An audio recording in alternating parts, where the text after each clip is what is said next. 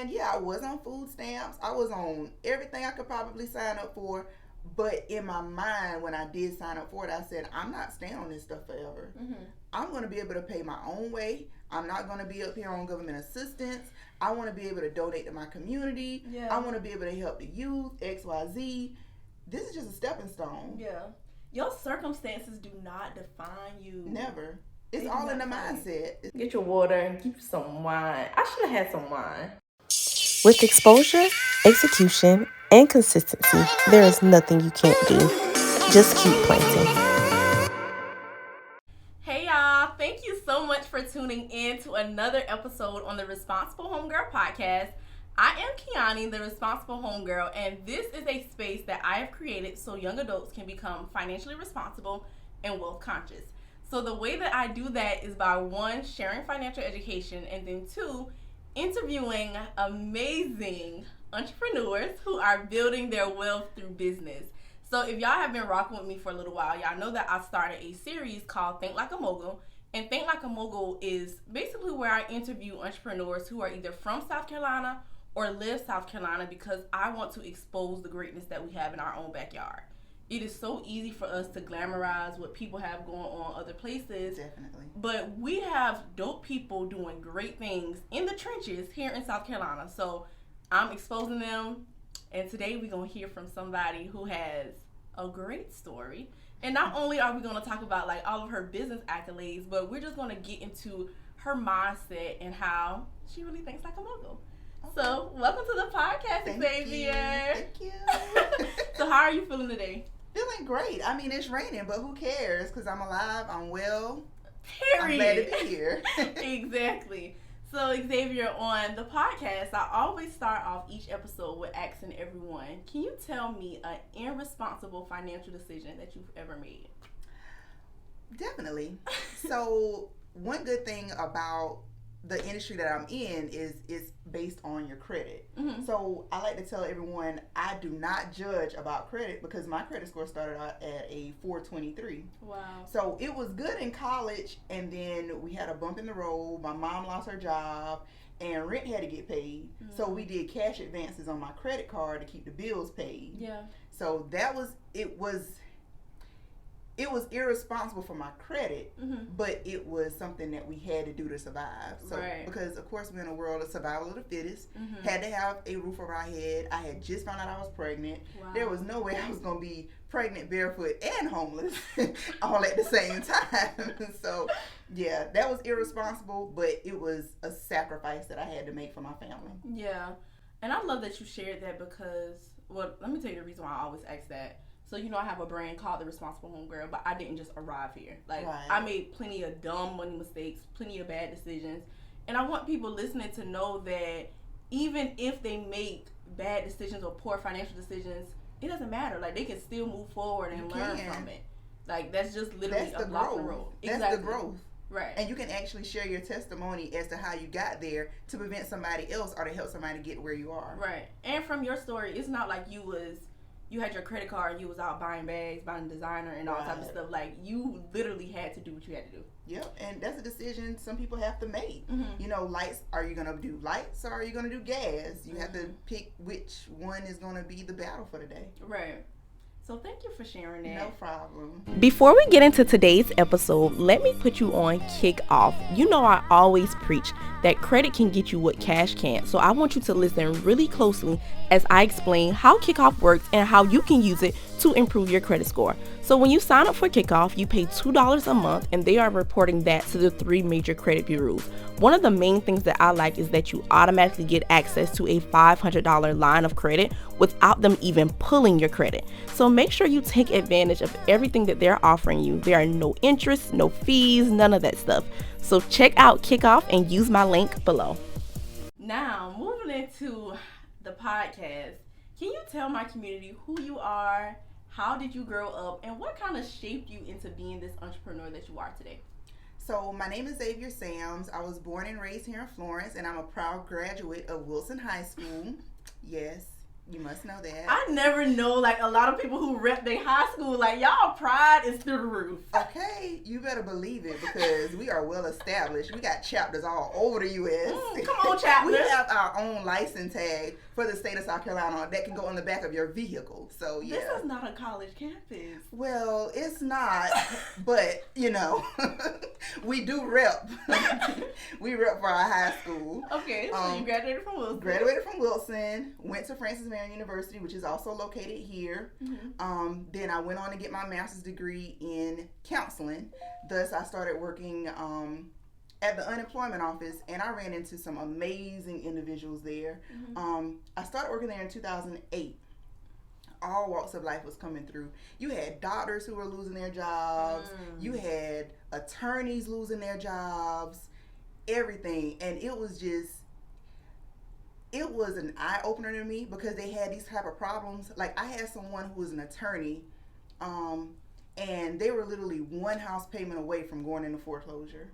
And it was a human error. So I don't know how all these people started gravitating towards me at the unemployment office. And they'd be like, hey, something going on with my claim. Can you take a look real quick? And I mean, it would be like a 2-hour wait for these people. Wow. They had to bring their kids because they couldn't afford daycare. So this particular attorney, I looked up her information. It was a human error. Like, she could have had all of her checks. Mm-hmm. She was about to get kicked out of her house and go into foreclosure, XYZ, and it was all the click of a button. I just happened to pick up the phone, got it straightened out. She called back and was like, you know what? Thank you so much. Right. So that's when I was like, dang, like maybe I was put on earth to actually help people, because when I started at Francis Marion, I started off as a nursing major, and I saw how much you had to study, and I wanted to have fun with my friends. I had just pledged Delta Sigma Theta Sorority Incorporated. Okay. And I was like, man, y'all got to do all this studying. Girl, you went to school to study. I didn't come here to do all this studying. I want to have fun with my LSs and my friends. And I changed my major that same week. Had my nursing uniform, the books, the stethoscope. I was in the class, and I was just like, yeah, it's a no. That's it. I'm going back to the world that I love. I don't think I like this one. Wow. So then, had my daughter during that time. And in college? In college. So I had her my junior year in college. After I had her, my grades went up. Wow. Don't know how, but she was my inspiration to do better. I graduated above a 3.0 in both of my fields. And from there, after I did my master's, then I ended up working for Vocational Rehabilitation, where my first caseload was with the mental health population. And then I started working with high school students with disabilities. And I mean, every disability you can think of, even if it was opposition defiant disorder, I worked with them. I love working with them. Yeah. I mean, I was known as the lady with the money because what I did is I would place the students on a job to help them figure out what it is that they want to do. A vocational counselor. I had kids making $300 a week. Wow. In high school, and I'm telling them, save your money. And it was so sad that some of the parents were the ones coming up to pick up their check because they were using it to pay their bills, and they needed to meet you because they were irresponsible with their money. Right. Like, I had students paying light bills, mortgages, buying their siblings clothes for school. I was like, why you don't have any clothes to start school back? He was like, I'm going to get mine next week, but I had to buy my brother's school clothes first so he could go back. Wow. And I was just like, I'm going to tell your mom I cut your hours so you can have some money for yourself. And it was bad to say it, but I was telling him, you kind of, I couldn't tell him he was being used because at the same time it was his mom. Right. But he had to learn how to put some stuff back for himself. Yeah. So needless to say, he ended up saving up some money and was able to move out. He's still at the same job I put him on. Are you loves serious? it, work overtime, everything. Wow. He loves his job. So I have a 15-year-old. She's my pride and joy, Kennedy. And she is super mature. Like, she helps me stay on task. She'll be like, it's 8 o'clock. We need to be walking out of the door and ready to go to school. responsible. Right. So she's going to be responsible. Mm-hmm. She's going to be very responsible. But that's about me. Yeah. So a lot that I want to unpack from that. So the first thing, like going back to your story and all of the jobs that you worked. Oh, no. Matter of fact, I'm going to go back to college. Okay. So you switch your major. For one. Yeah. So from nursing to like sociology. Sociology. Okay. So with that sociology degree, in your mind, did you ever think like, oh, I'm gonna be an entrepreneur? Or did you just think like, oh, I'm gonna get this because this is an easier route? It was the easier route. Mm-hmm. So I was already taking sociology classes for an easy A. So I was doing biology classes, and me and my best friend Kanisha, we were taking sociology classes like popping A's out, like, okay, this is going to help my GPA out. Yeah. Not knowing that it was going to all work together and that was going to end up being my major. And then another thing I want to point out is you had a daughter your junior year in college. Yep. So at that time, you were probably like 20 or 21. Yep, 20. I had her at 19, going into 20. Okay, so having a daughter at 19, like, did you face any struggles or any challenges or just, and I hate to say it, but teenage pregnancy is like, it can have like this shame associated with it. Did you experience any of that in your journey? Yes, I did, and I love to share my story. So when I had just found out I was pregnant, I was working at the mall, and I had just told my supervisor, of course, because I'm going to start doctor's appointments and I'm not going to be able to work. Mm-hmm. So this guy that he overheard my conversation, he said, "You just messed up your life." And I said, "Excuse me?" Wow. And he was like, "You having a baby. You just messed up your life." And I said, "Let me tell you something about me. Mm-hmm. Your outcome is not going to be my outcome. Period. And I'm going to do great things." Mm-hmm. Needless to say, he's still working at the mall. And, not down to anybody working at the mall, but you're not going to take my situation and try to make it negative. Yeah. Instead, he could have been like, "Oh, man, you having a child. That's a great thing. There's so much wonderful things you can show her as a mom." Right. Instead of being, "You done messed up your life." Right. "Sir, you don't know me. Mm-hmm. You have no idea who I am." And you got to be mindful of how you talking about people in their story. Like, for one, you don't even know what I have going on. I mean, that could have been the breaking point for anybody to say, "You know what, bump it and F the world." Exactly. You could have been on the verge of literally, like, committing suicide. Mm-hmm. And it's so easy for people to, like, cast judgment on other people's situations. It is. And my mama always told us growing up, watch your mouth, because it could be you today. I mean, it could be them today and you tomorrow. Like, you really don't know what you'll have going on. You don't. You never know the circumstances. Up today, down tomorrow. Right. So with your child and that situation, I'm pretty sure it made you, like, even work harder. You said your grades went up. So would you say, like, that experience has even helped you, like, with being the entrepreneur that you are today?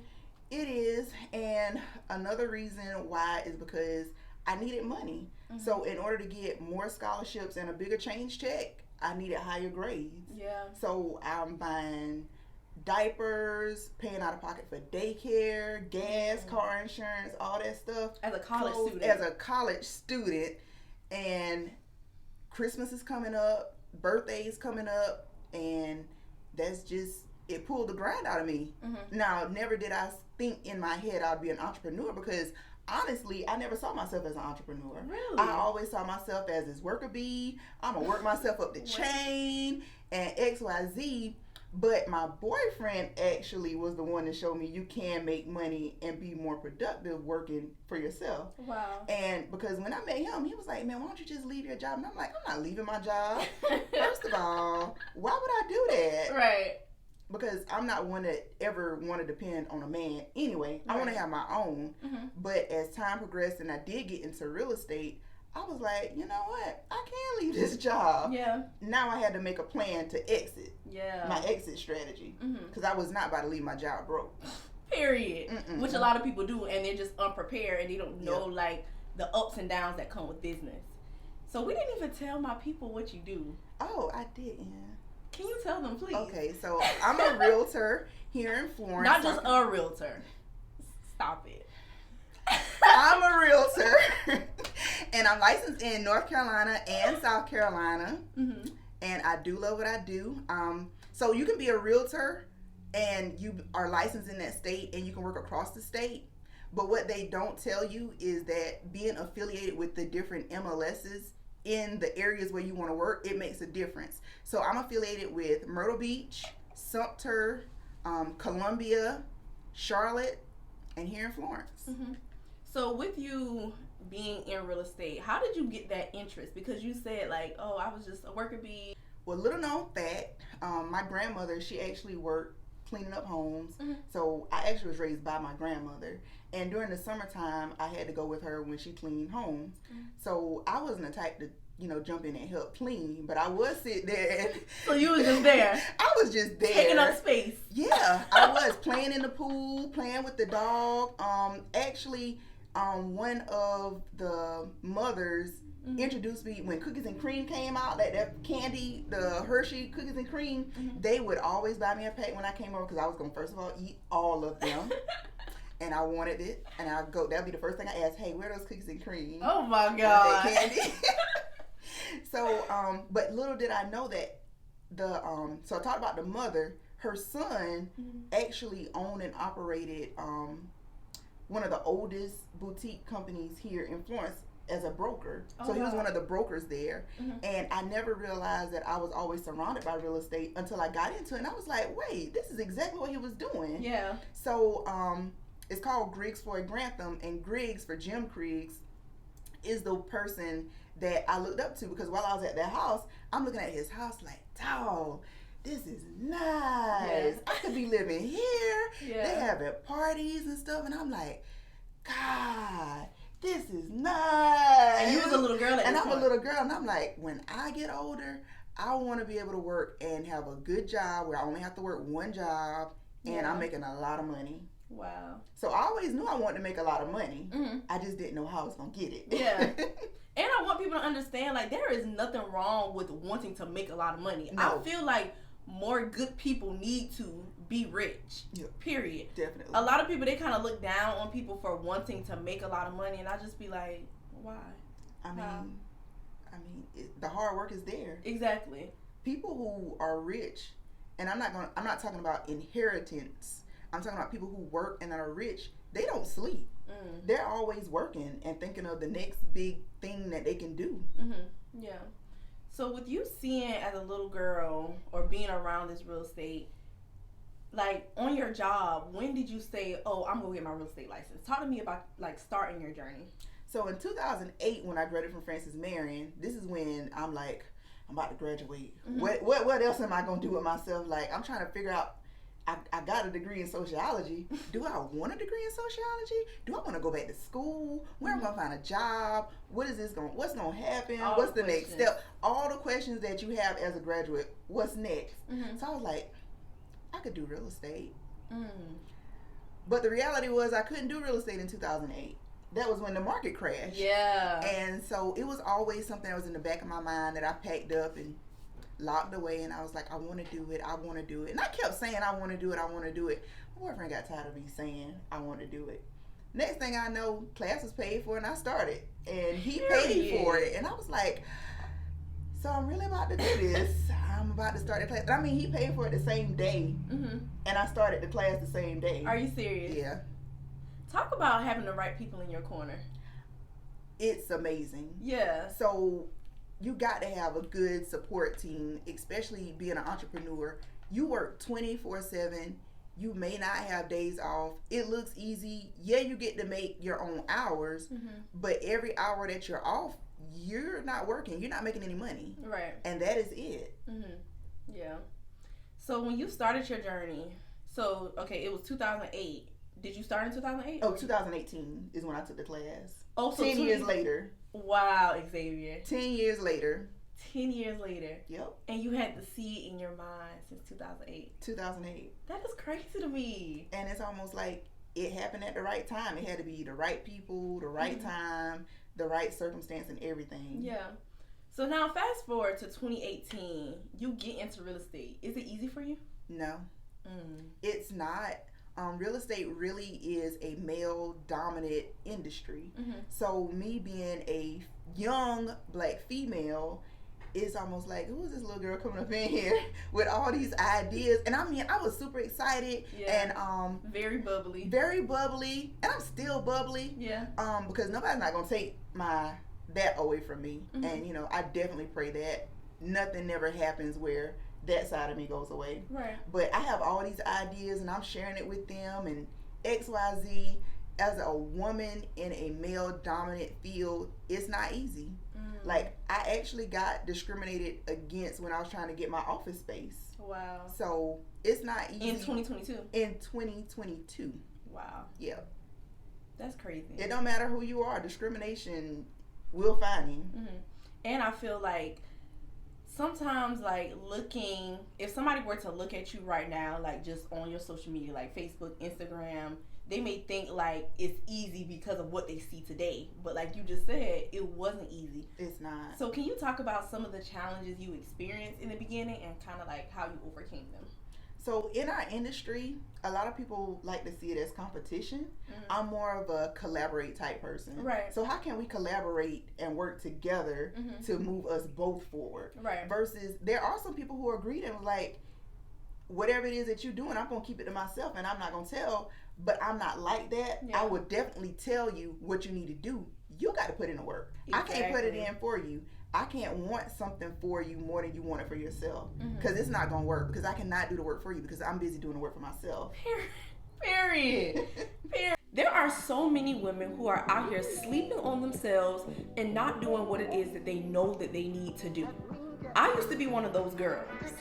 Procrastinating, not showing up consistently, not being all who I know that I was created to be.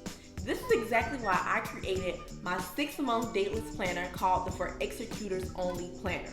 This planner was designed with a girl just like me in mind. The girl who has big visions, big dreams, big goals, but needs to show up consistently and plan with intention. One scripture that I always refer to is Proverbs 21:5. Good planning and hard work lead to prosperity, but hasty shortcuts lead to poverty. What are you planning? What are you putting in action? Write your vision down on paper and manifest the life that you desire and that you deserve. The link is down below in the description box. Make sure you order the For Executors Only Planner, and let's get right back into the episode. So in the beginning stages, when you first started your real estate company, were you like out meeting different people? Because I'm pretty sure there's somebody listening to this podcast right now and they're thinking like, oh, I just started my business, but I'm not getting the traffic that I want, or I don't have visibility. Like, how did you make it happen? So first of all, one of the things people are going to tell you being in real estate, that if you work part-time, you're not going to be successful. And I did do it part-time. Okay. And I was very successful for the reason being they told me I couldn't. If Xavier ain't gonna do nothing else, she gonna prove a point. I'm gonna prove a point, and I'm gonna make you look like a fool and a liar. Because people's like, how are you gonna do it part-time? You know, you could be making more money. Yeah, I could, but I was working a full-time job, 8:30 to 5, and I could not touch real estate during those hours. So everything I did, it had to be after work. So from 5:30 to 2 o'clock in the morning, I'm doing real estate. I'm up working, contacting, making a to-do list of everything I need to get done in the morning because I'm going to have to wake up an hour early before I go to work. Talk about it. Then maybe like 2 years into real estate, I started working in West Columbia. Not Columbia. West Columbia. And you were living in Florence. And I was living in Florence. So I had to drive an hour 30 back and forth each day. Wow. And still work. Wow. Work my behind off. And 3 hours of your day was on the road. Yeah. Wow. So I had my little to-do list at night, what I need to get done while I was on the road driving, whether it's call, hate to say it, I text and drive. I'm up here making phone calls, sending emails, what I need to get done, because it had to happen. Because at that point, I'm like, okay, so I need to transition myself from being here to also working from home. Because then the pandemic happened, and a lot of people don't know is I also help take care of my mom. So she's bedridden. We have to tube feed her, and me and my sister are basically like the main caretaker. So she lived with me, but all of that has to get done on a routine throughout the day. So on top of me doing real estate, driving back and forth to Columbia, I'm like, I'm just gonna have to get sleep because that's a luxury right now. I got to grind. And you got a daughter. And I got a daughter who wants to go places, see things, go shopping, and all that. Y'all have no excuses. You have none at all. No excuses. Because in my mind, I'm sitting here listening like, How do you do all that you do? I think and I can never say it's a goal, because every time I cross a goal off, another one's going back up on the board. Yeah. So I don't know. But I think it just speaks to like, just how bad do you want it? And I can tell you, I do not want to go to where I was before. So that's why I keep striving to stay where I am, or to even strive for higher. Do you mind talking about like what it means to be where you was before? No, I don't mind at all. So I grew up on Marion Street in West Florence. Mainly, okay, so I know you probably know this little landmark. So you know where the hubcaps are? Hubcaps? The hubcaps, the place with all the hubcaps on it. Okay, so if you're from Florence, you definitely know where the place where the hubcaps are. So I grew up in West Florence. Actually, I didn't have central heat and air in my mom's house until 10 years ago. So we had a wood burning stove where you had to chop the wood, smell like kerosene. There was you didn't have air. You had a box fan, and the community action agency gave you a window unit, and you were allowed to get one per year per household. So that's how we grew up. And it's like stories like that to me, sometimes people see their situation as a hindrance, like as a reason as to like, oh, I just gotta accept these cards that I'm dealt. But you, on the other hand, you like, no, I don't want to go back there. And that speaks to like your work ethic. And yeah, I was on food stamps. I was on everything I could probably sign up for. But in my mind, when I did sign up for it, I said, I'm not staying on this stuff forever. I'm going to be able to pay my own way. I'm not going to be up here on government assistance. I want to be able to donate to my community. I want to be able to help the youth, XYZ. This is just a stepping stone. Your circumstances do not define you. Never. It's all in the mindset. It's all in the mindset. So can you talk about, like, I know you didn't like your situation, but even like, you know, having a daughter at 19 and then like the situation that you were living in, it was kind of like, would you say it was hard for you to see the other side, or you just knew like, I just had to work to see the other side? I always had the mindset that I have to work to see the other side. I knew it was coming. I didn't know when, but I knew if I put in the time, it was gonna come. And I think like that really speaks to what I be telling y'all when I always preach, like the change really starts with you. Once you make that decision that something is going to be different, you have it in your mind. Now your reality just has to catch up to what you have already thought about and believed. This is so good. And the reason why I say that though is because it's like, I don't know, but sometimes people can just be lazy and not necessarily, I don't even want to say lazy. I want to say impatient, because it's not going to happen overnight. It's not, and you do have some people who want to climb to the top tomorrow, and it's not. And, you know, one of my mentor is Kiana Watson, and one of the things that she said on yesterday, I listened to her live, and she talked about how it's not going to come overnight. You have to do the work. You have to put the time in order to get to where you want to go. It's not going to, I knew day one that it was going to take time. I was not going to be able to say, boom, I'm about to land $1 million deal. It had to take time. How am I going to land $1 million deal and I don't even know what to do? Like, I need to know how to take care of this clients. If I'm selling the X Factor experience, what does the experience look like if you don't know what you're doing? So it's all a building. You have to build. You got to have a real good foundation. You have to invest in yourself and take classes. YouTube is free. It's good to use. Take some classes to perfect your craft, because it's going to teach you some things that you don't know. Connect with people outside of your area. Talk to them in different states. I'm connecting with somebody in California, and they love it here. They said that the new homes that's going up in California are 9x9 rooms. It's a gold mine here. Are you serious? Yep. Wow. Talk about though, like, because I want you to harp on that a little bit more, because you said investing in classes and in courses, like, and just connecting with other people. I definitely feel like you have to pay to play. Sometimes just getting in the right room. You may not, and I will say, I don't want to say you may not learn, because you can always learn something, but just by having a conversation with somebody can really take you to the next level. So I know you had asked me, like, what are some different things that I did, and I didn't answer that. So let me answer that, because piggybacks off what you just asked. You have to network. You cannot stay in the house as an entrepreneur. You have to be out and about. You have to have your face visible, seen. They need to know your personality. What do you like? What are you bringing to the table? Right. Because nothing given is going to be free. They need to know that you're going to put in the work with what it is that they're giving to you. Come on, Xavier. Come on. I mean, I'm just speaking facts. I mean, hey. Yeah. If that's what y'all need to hear, it's the truth. Hands down. Before the pandemic, I was so sad when the pandemic hit because I was like, I was supposed to be going this place. Like, I want to start going out of state, visiting other people. And the world shut down, and I didn't want to catch COVID. Yeah. So I ended up being able to network over social media. So it's really just, I had to change the way that I was going to do it because I'm still going to connect. Right. But the thing about it was finding a different method to do it. But you have to have somebody see your face, connect with you, and prove your worth. Yeah.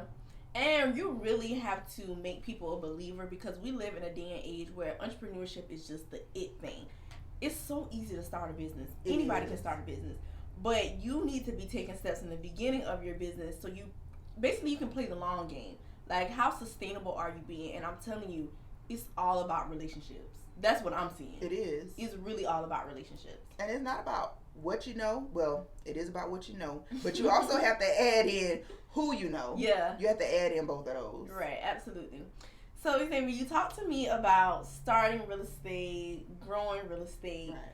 So now, can you talk to me a little bit about the challenges? Or do, everything your hand touch just turns to gold? It does. But period. But there are definitely challenges in real estate. Like, you have to know your stuff because you have people who try to get over on you. Another agent will try to get over on you and you're kind of like, what do I do? Yeah. So, for instance, how do I say it? There are different forms that has to be completed. And I highly recommend, if you're planning on getting into real estate, you need to be fully committed to learning those different forms. Because without those forms, you could get, one, in trouble, B, you could not get paid. And if somebody's trying to get over on you and be like, for example, if I'm working in an MLS that I'm not associated with, so I'm not associated with Beaufort or Charleston. Can you explain what an MLS is? So it's the multiple listing service for that area. In South Carolina, it's multiple ones. Some states, it covers the whole entire state and you have access to the whole state. Here in South Carolina, you have more than one. You have more than 5 that you can join. So let's say I join, I show a property down in Charleston and I take someone to go and see it. Well, I write the contract and we go into contract. Cool. All right. Well, I'm doing the home inspections. I'm doing everything, but I didn't get that compensation agreement. That agent do not have to pay me for all that work, all the driving. They could say, thank you for bringing the buyer, but you're not affiliated with the MLS. We do not have to pay you. Wow. So it's knowing your stuff. So that's a challenge. It's not a challenge once it's happened to you once. Because once it's happened to you once, you're going to learn. You better get it filled out. Exactly.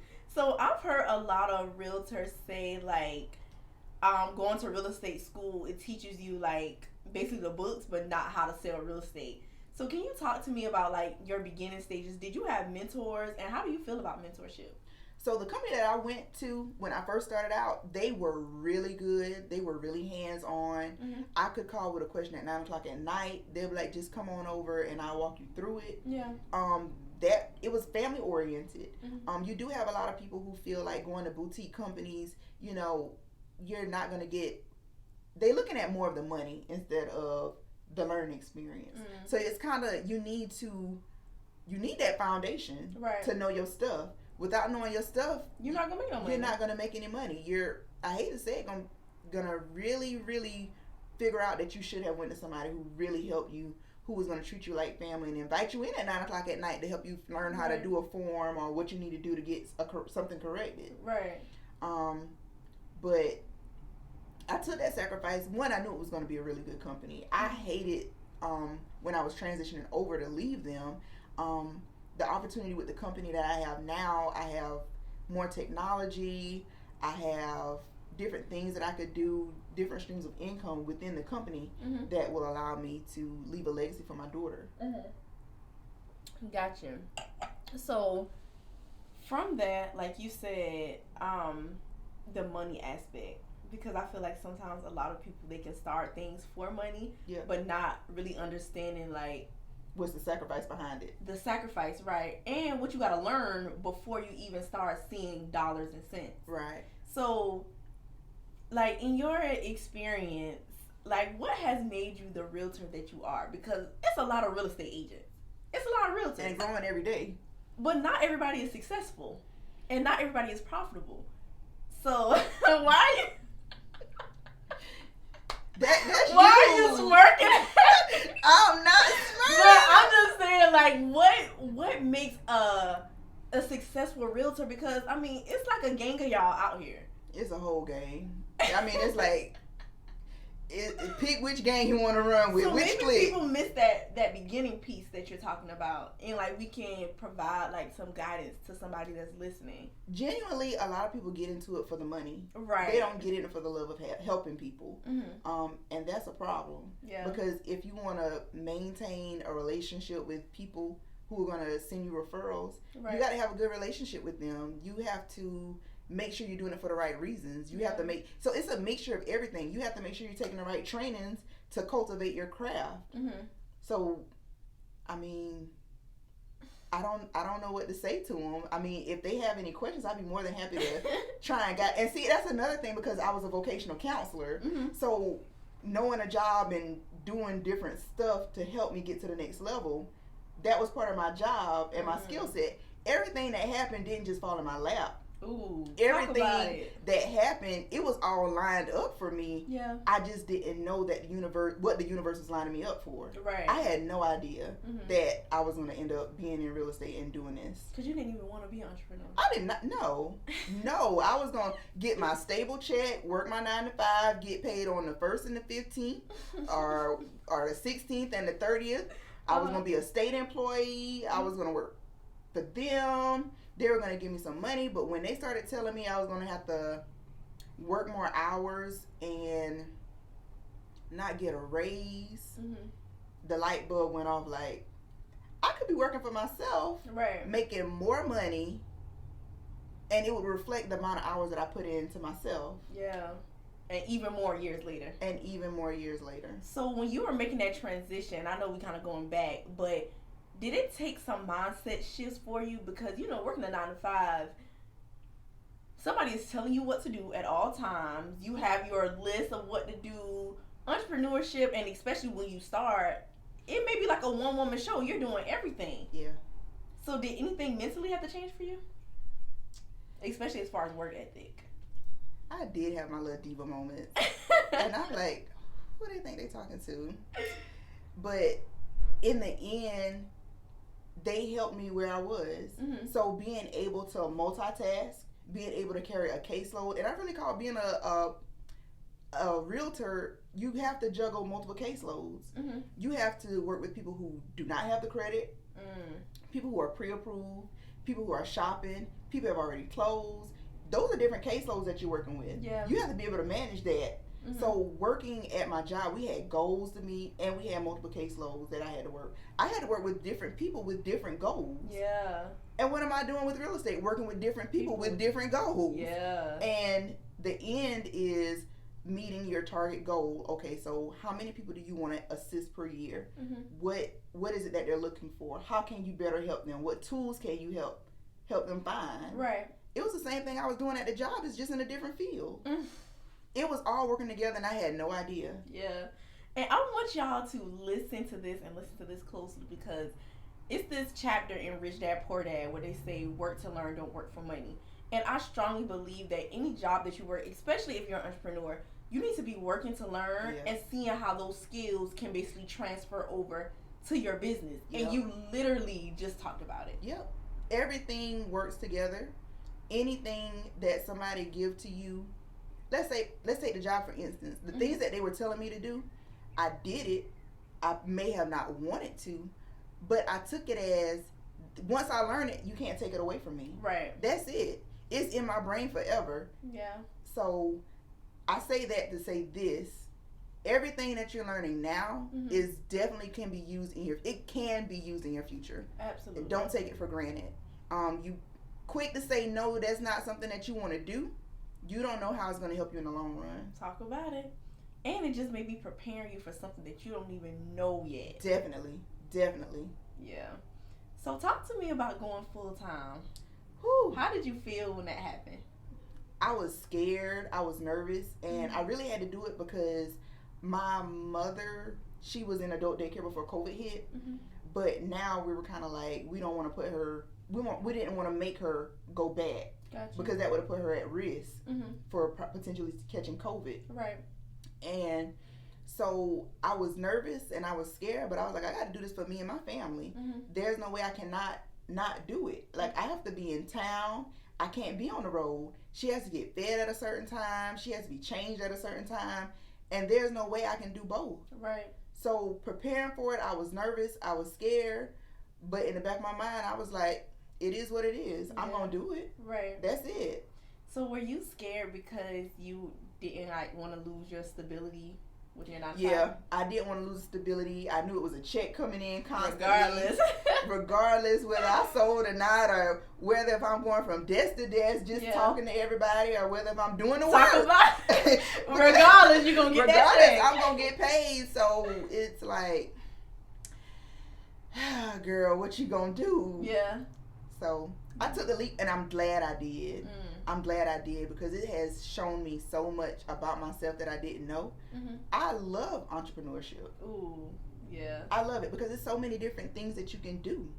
You don't just have to stick with one field. Yeah. You don't have to clock in and clock out. But, for example, I took my daughter to the beach for a few days. I turned it into a business trip. By accident.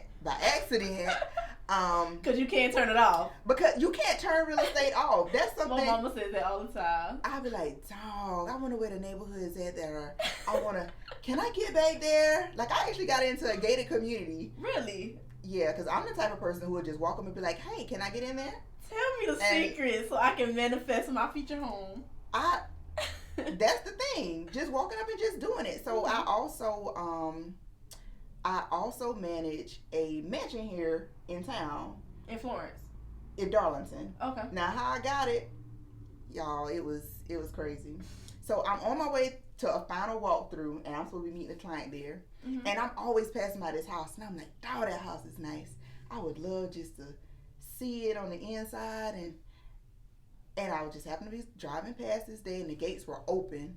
Oh, wow. And I looked at my door, and I was like, the gates are open. I was like, you think I should drive in? She was like, yeah, do it. And I just drove in and circled around a few times. And I was like, God, this is a nice house. Wow. What does it feel to even, what does it feel like to live here? Yeah. So while I was waiting, the owner ended up driving up. I was like, man, I'm in trouble. So he came after you. He came maybe like a minute or two after me. And I wanted to put a card in the door. And I was like, no, that's going to be creepy, girl. Right. Don't do that. He's just going to X you out and be like, don't talk. Like, who is this? Right. Keep her off the premises. Keep the gate locked. Yeah. But he drove up. He was actually really, really cool. I gave him my business card. We stayed in contact. And ended up, he's allowing me to manage his mansion for rentals. It was just taking a chance. I mean, my thing is, there's no need to not hop up and talk to somebody, because at the end of the day, and this is the same for my grandma, they put their underwear on the same way I do. One leg at a time. I mean, unless you can hop in and put both legs in, you might be Superwoman. But I was just like, you can't be scared to see what they're going to say. It's either going to be yes or no. That's it. And if they say no, I mean, you still stuck with the same stuff you had before. You still stuck with it. If they say yes, kudos. If they say yes, then kudos. You took a chance. You stepped up and you asked. Sometimes it's not even that. It's, did you do research beforehand? What did you do to prepare yourself? I jumped out and did that. But for anything else, it depending on the category, you do need to do research on it. Like, how you going to run it, what you going to do. Yeah. Different stuff like that. But your that. intentions wasn't even to, get him as a client or anything. No. You went there in awe. I went there like, this is so nice. That's crazy. Wow. I love that so much. So Xavier, now we're going to shift into our soul food section. Uh-oh. So I just want you to tell me the first thing that comes to your mind when I ask you these questions. Okay. So y'all listening, y'all know I'm from King Street, South Carolina, which is very, very country. I love soul food, raised up in a family that can cook very well. So my first question for you, Xavier, is what is your favorite soul food dish? I love fried chicken. Period. Juicy, crispy fried chicken. Breader or no? Oh yeah, breader or no breader? Breaded. Breaded. Gotcha. Okay. So second question, give me a crock pot story. I think we live in a time right now where it's very microwavable. People don't want to wait on anything. They want that instant gratification. So can you share a story with me about your life or business when something had to slow cook in a crock pot? I would have to say where I am in my real estate journey. So I'm going into my 4th year. Yay me. It was not a microwave type thing. Yeah. It was something, I had to have all the ingredients. I had to stir the pot a little bit. Okay. I had to check it. I had to taste it and be like, I need to add a little more something. Yeah. I need a little bit of salt. Need a little bit of pepper. Add a bunch of sugar to it, girl. Just make it sweet. I love it. I love it. But that's my crock pot story. Like, there is no way that I ever would have thought that I would be the number 2 buyer's agent out of almost 400 agents here in Florence. Talk about it. I was just like, only thing I was striving for, I just wanted to be in the top 20. That was it. And you're number 2. And I ended up being number 2 for 2021. Yes. I love it. Y'all, there is nothing you can't do. Nothing. Nope. Just put your mind to it. Right. You can do it. Yeah. The end point might not end today. The end point is going to be far in the distance. Just keep working for it. Absolutely. So our third question, what is your go-to? You know we have that one soul food meal that never disappoints. It hits every time. So what's your go-to that keeps you inspired and motivated to be the woman you are and the business owner that you are? You talking about meals? No, I'm girl. feeling hungry. I'm hungry now. We done talked about fried chicken, and now I'm thinking about some baked chicken, some dressing. Girl, you don't answer my question. What's your go-to? Not meal, you know, right? No, not a go-to meal. Like, your go-to, like, thing that keeps you inspired and motivated. Gotcha. My go-to thing, it's just so much. My go-to would be looking in the mirror. Looking in the mirror at myself, not in a vain type of way, but knowing where I have came from, and I have so much more far to go. Yeah. In that aspect, like, you're not done, girl. You ain't made it. Period. And I like that humble spirit. Like, you are very humble. Thank you. And I feel like that's gonna keep you like in like a posture of just like remaining a student. Like, it's always more to learn. It's always more to grow. Because, you know, some people, they may reach a level of success and get comfortable. You can't. I'm telling you, do not get comfortable. Because the world is always evolving. Technology is always evolving. People are always evolving. That's why they have it broken down into categories of generations. Yeah. Generation X, you know, you got the baby boomers, because it's always an evolution of the mindset and the intelligence. Yeah. So you have to keep learning. You always will be a student. I don't care how complacent, how content you are, content. Do not get comfortable. Right. Never. Okay, our third question, the itis. So, you know, after you eat some real good food, you get tired. You just want to lay down on the chair. So tell me, what are you sick and tired of seeing as it relates to business or money? I'm tired of these interest rates going up. First of all. Inflation is real, y'all. Inflation is real. There's a comparison of, you know, the market's going to crash, the market's going to crash. I'm not saying that it's not. But I will say is what happened in 2008 was a mortgage crisis. Right. In this day and time, we're having a COVID. It's a pandemic. So it's two different things that's going on. Thus, COVID did cause people to lose jobs, cause people to be out. There may be some hidden gems that are coming to the market. They are. But I don't think it's going to be as plentiful as it was in 2008, because that was a housing mortgage crisis versus a pandemic that caused a domino effect to people's jobs. And I see a lot of people like, dog, I can't wait for this housing market to crash. Yeah, I'm ready to go. I got my money right. Do not pray for somebody else's downfall. Just wait for it to happen. It's gonna happen, but every day when the market crash, I got my money, I'm gonna be buying up these houses. I can't wait for it to crash. Like you praying for somebody's foreclosure. You're praying for somebody's newborn baby to not have a roof or to be able to sleep in a warm crib. Don't do that. That's not fair. That's good. I didn't even think about the difference between like the 2008 versus what can possibly happen. Do you think it has a chance of like? Definitely. I think some homes are going to definitely come on the market. Some are starting to come on the market now. It's very, very few. Now, because of the state of the housing market, of course, they're marked up a lot higher than they would have been in 2008. So, really and truly, if you're interested, make sure your credit is together. Make sure you have your money together. Make sure you have your pre-approval ready. Make sure you're doing whatever you're doing just to make sure that you're ready, so when they do come on the market, you can dive in. Because as soon as they come on the market, I'm telling you, you have cash buyers here in Florence willing to pay $1.1 million for a piece of land, not a home is on it. I've met people who got $5 million sitting in their bank. They can buy whatever they want, and trust me, that $5 million is not the only thing that's sitting in their bank account. That's just what they showed me. And that cash gonna win every time. Cash is king. Okay. Cash is king, and you can close in 2.5 weeks. How slow the title work, that's going to be the holdup. But be ready. Keep your ducks in a row. Absolutely. So was this our last question? I did go to items. Oh yeah. So our last question is, that's good.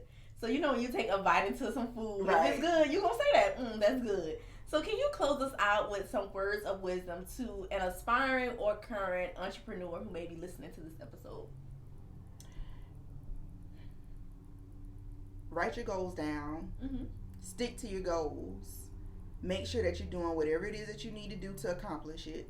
It's not going to come overnight.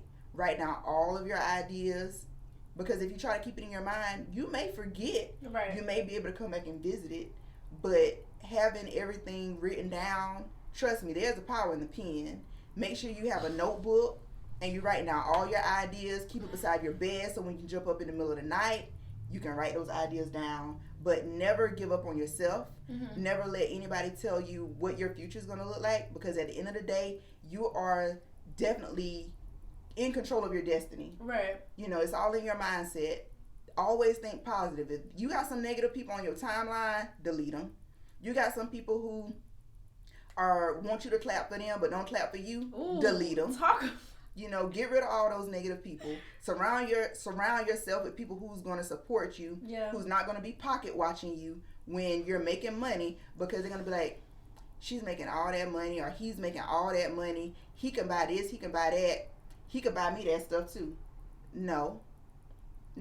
And pocket watching and don't even know half of the responsibilities that you have. Do not know. Or even count the years where you wasn't really making a dime. You was probably working even trying to build this business. Literally. Like the first year, I definitely was in the red. I was in the red. The second year, I'm not going to say break even, but I did enough where I could finally see my way. My third year is when it really took off, and I started being able to make donations more frequently. I see somebody online that need help. I'm able to just cash app them. It's a lot of stuff that I do behind the scenes that I don't tell people. I don't post about all the contributions that I do, because it's nobody's business. Exactly. And everything is not for the public eye. No, it's not. It's not. And everybody don't want you to know. Exactly. And I have had some people who posted my name and I'm like, please take me down.